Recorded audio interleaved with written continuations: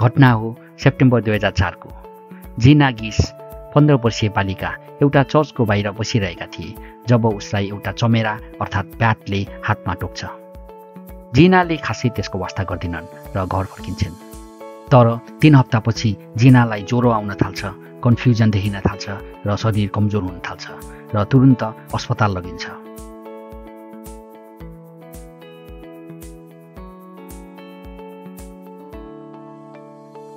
अस्पतालमा उपचारपछि पनि दिन प्रतिदिन उसको अवस्था सिकिस्त बन्दै जान्छ र अन्त्यमा उसलाई हस्पिटलको आइसियुमा भर्ना गरिन्छ र ज्यान जोगाउन अन्तिम उपाय मेडिकली इन्ड्युस कोमामा राखिन्छ र एन्टिभाइरल सुरु गरिन्छ। हप्तौँको उपचारपछि जिनाको स्वास्थ्यमा बिस्तारै सुधार आउन थाल्छ र डाक्टरहरू उसको ज्यान बचाउन सफल हुन्छन्। यो थियो जिनाको कथा। अहिलेसम्मको मेडिकल इतिहासमा रेबिज लागेपछि भ्याक्सिन बिना बाँच्न सफल एकमात्र व्यक्ति।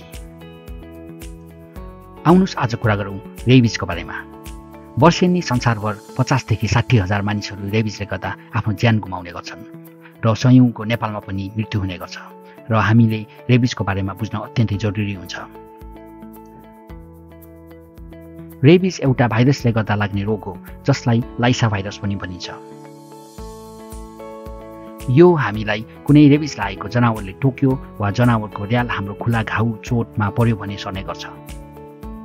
नेपालमा अधिकांश रेबिजको संक्रमण कुकुरको टोकाइबाट हुने गर्छ र मानिसहरू यसलाई व्यवस्था गर्ने गर्दा उपचारमा ढिलाइ हुने र मृत्यु हुने गर्छ। रेबिज एउटा यस्तो रोग हो जसको लक्षण देखा परेपछि त्यसको उपचार गर्न सकिँदैन र मृत्यु निश्चित हुन्छ। त्यसैले समयमै उपचार गराउन अत्यन्तै जरुरी हुन्छ। रेबिज हाम्रो शरीरमा प्रवेश गरेपछि हामीमा केही दिनदेखि केही महिनासम्म केही पनि लक्षण नदेखाउन सक्छ जसलाई इन्क्युबेसन पिरियड भनिन्छ, जुन बेला भाइरस शरीरमा हाम्रो इम्युन सेल्सहरूलाई छल्दै बढ्दै गइरहेको हुन्छ र बिस्तारै हाम्रो नर्भ्सहरूमा गएर हाम्रो मस्तिष्कसम्म पुग्छ र विभिन्न लक्षणहरू देखाउन थाल्छ, जस्तै कन्फ्युज हुने, ज्वरो आउने, मिर्गी लाग्ने, पानीदेखि डराउने, एग्रेसिभ अर्थात् आक्रामक हुने, मुखमा धेरै र्याल आउने देखिन्छ र बिरामी बिस्तारै कोमामा जाने र मृत्यु हुने गर्छ।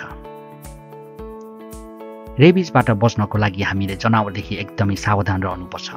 खास गरी जनावरले अनौठो हरकत गरिरहेको छ, एकदमै बेसी र्याल निकालिरहेको छ र एकदमै एग्रेसिभ अर्थात् हिंसात्मक छ भने र तपाईलाई कुनै जनावरले टोक्यो भने तुरुन्त अस्पताल गएर डाक्टरसँग सल्लाह लिने र परेमा रेबिजको भ्याक्सिन लिनु प्राणरक्षक हुन सक्छ।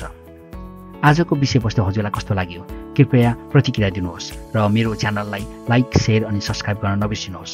धन्यवाद।